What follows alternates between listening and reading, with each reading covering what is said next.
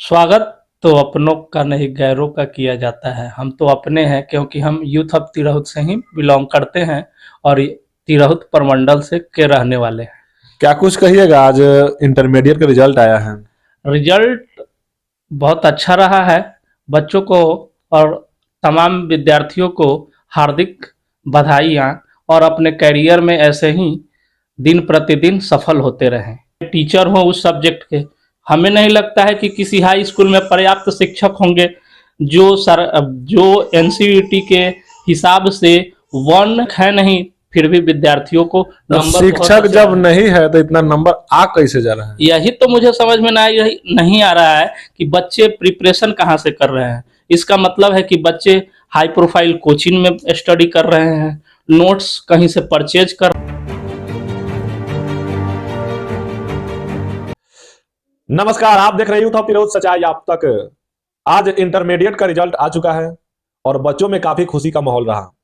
आज हमारे साथ जुड़ चुके हैं मिस्टर शशिरंजन कुमार और इनसे एक खास मुद्दे पर आज हम लोग बातचीत करेंगे कि आखिर बच्चे का इतना इतना रिजल्ट आने के बावजूद भी बच्चे को नौकरी नहीं मिल पा रहे हैं। अभी सेवन अभी 7वें चरण का जो बहाली है, प्रक्रिया है, बच्चे का रिजल्ट आ चुका है, लेकिन अभी तक सरकार इस पर विशेष ध्यान नहीं दी है और नहीं ज्वाइनिंग कराई है। और मेरे साथ जो शशिरंजन जी है, ये भी 7 फेज का जो स्टेट होता है वो क्वालिफाई है हमारे न्यूज चैनल में। स्वागत तो अपनों का नहीं गैरों का किया जाता है। हम तो अपने हैं क्योंकि हम यूथ ऑफ तिरहुत से ही बिलोंग करते हैं और तिरहुत प्रमंडल से के रहने वाले हैं। क्या कुछ कहिएगा? आज इंटरमीडिएट का रिजल्ट आया है। रिजल्ट बहुत अच्छा रहा है। बच्चों को और तमाम विद्यार्थियों को हार्दिक बधाइयाँ और अपने करियर में ऐसे ही दिन प्रतिदिन सफल होते रहें। तो जो 1 फरवरी से 11 फरवरी तक जो एग्ज़ाम हुए थे, उसका रिजल्ट आपके सामने है। तीनों संकाय के रिजल्ट प्रकाशित हो चुकी है बिहार बोर्ड द्वारा। जो 13,14,586 जो विद्यार्थी थे, उनका रिजल्ट घोषित कर दी है बिहार बोर्ड। इसमें से प्रथम श्रेणी में 5,13,000 कुछ विद्यार्थी जो हैं प्रथम श्रेणी से उत्तीर्ण हुए हैं। द्वितीय श्रेणी से 8,87,222 विद्यार्थी उत्तीर्ण हुए हैं और तृतीय श्रेणी में 91,503 विद्यार्थी सफल हुए हैं।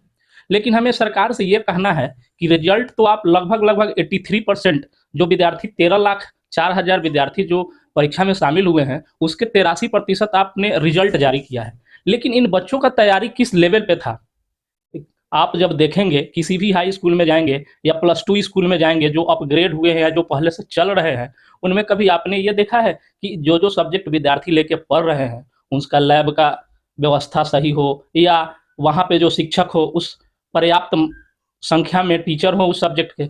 हमें नहीं लगता है कि किसी हाई स्कूल में पर्याप्त शिक्षक होंगे। जो एनसीईटी के हिसाब से 1 टीचर रेशियो 30 स्टूडेंट होने चाहिए, यानी 1:30 होने चाहिए।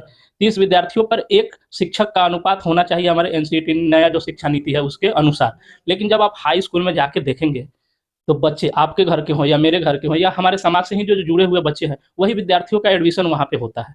लेकिन जब आप जाएँगे वहाँ पे देखेंगे उस सब्जेक्ट के टीचर ही नहीं है। उस सब्जेक्ट से आप देखेंगे geography, music, home science, psychology और भी जो प्रैक्टिकल्स है फिजिक्स, केमिस्ट्री, ये जो सब बायोलॉजी, ये जो सब्जेक्ट है, इस सब्जेक्ट का प्रयोगशाला ही कभी नहीं खुलता है। ताले पड़े हुए रहते हैं। बच्चों को नसीब नहीं होता है कि वो प्रयोगशाला देखें या कंप्यूटर का लैब हो। कभी बच्चे इन प्रयोगशाला को देखते ही नहीं हैं। और ये बच्चे जब प्रैक्टिकल का नंबर दिया जाता है, तो किस बेस पे इन्हें 30 में 30 नंबर, 28 नंबर, 26 नंबर, 27 नंबर ये बच्चों को कैसे मिलते हैं?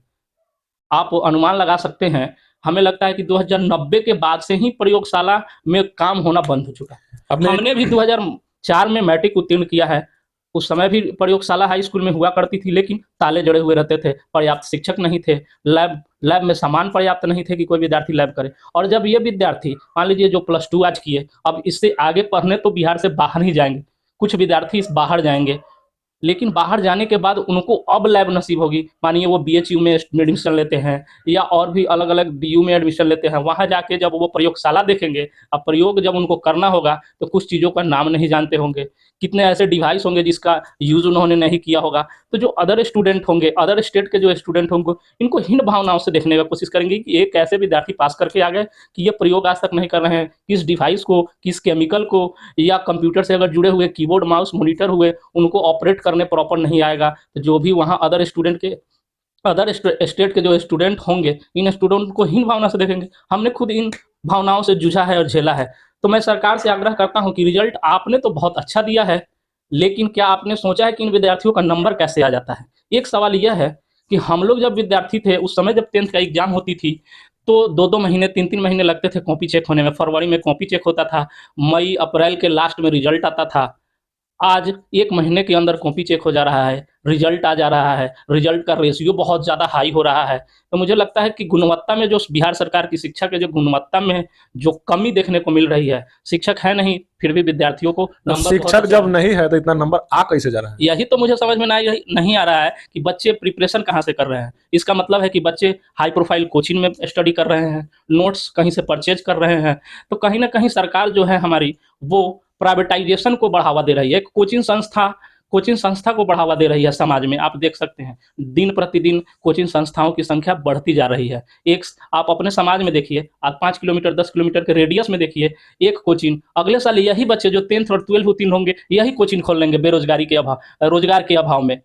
फिर ये जो बच्चे होंगे, ये श्रृंखला वाइज हर साल कोचिंग ओपन होते चले जाएंगे। जो भी पढ़े विद्यार्थी होंगे, रोजगार नहीं मिलेगा तब कोचिंग। और सरकारी स्कूल में प्रॉपर शिक्षक की बहाली नहीं कर पा रहे हैं। सीटेट क्वालिफाइड करके बच्चा बैठा हुआ है, स्टेट क्वालिफाइड करके बच्चा बैठा हुआ है। 7वें चरण का शिक्षा मंत्री बोलते हैं कि अब बहाली होगा, अब बहाली होगा।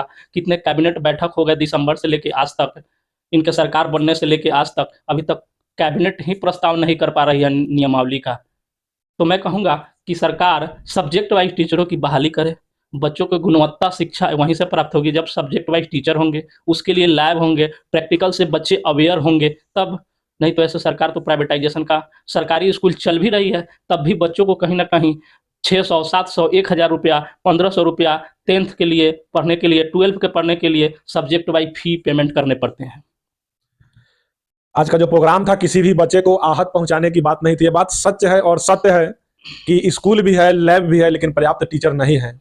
और कहीं ना कहीं जो इतना नंबर बच्चे लाए हैं, ये कहीं ना कहीं प्राइवेट से कोचिंग करके, नोट्स से या किसी गाइड से पढ़ के ही इतना नंबर ला सकते हैं। क्योंकि जीता जागता उदाहरण है, आपके आसपास में जो भी कॉलेज है, हाई स्कूल है, आप देख सकते हैं कि उसमें इंटर मैट्रिक का पढ़ाई हो रहा है। बच्चे सैकड़ों की संख्या में है, लेकिन टीचर 1-2 ही हैं। तो बताइए, 1-2 टीचर 200, 400, 500 बच्चे को कैसे पढ़ा सकते हैं? तो कहीं ना कहीं ये जो नियम है ये गलत है। 7वें फेज या जो भी है, जो टीचर बहाली करने की प्रक्रिया है उसको पूर्ण करें, जल्द से जल्द पूर्ण करें। नहीं तो जिस तरह प्राइवेट का क्षेत्र तेजी से भाग रहा है, आने वाले दिनों में ये और तेजी से भागेगा। ज्यादा कुछ कहना चाहेंगे?